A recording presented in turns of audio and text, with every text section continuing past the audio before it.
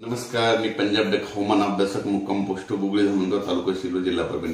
अवकाळी पाऊस येणार आहे, त्याच्यामध्ये विजेचं प्रमाण जास्त असणार आहे म्हणून खास करून परत एकदा अंदाज सतर्क करण्यासाठी देत आहे।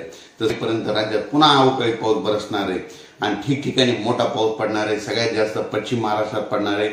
पश्चिम महाराष्ट्रात, उत्तर महाराष्ट्रात, त्याच्यानंतर मराठवाड्यात देखील पाऊस पडणार आहे।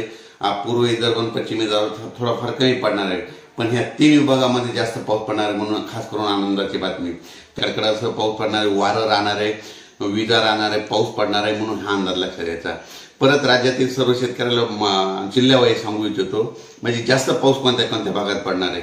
सातारा, सांगली, कोल्हापूर, सोलापूर, पुणे, नगर, नाशिक, नंदुरबार, धुळे, जळगाव, संभाजीनगर, बीड, जालना, लातूर, उस्मानाबाद, त्याच्यानंतर परभणी, नांदेड, हिंगोली ह्या भागामध्ये सगळ्यात जास्त पाऊस पडणार आहे म्हणून हा अंदाज लक्षात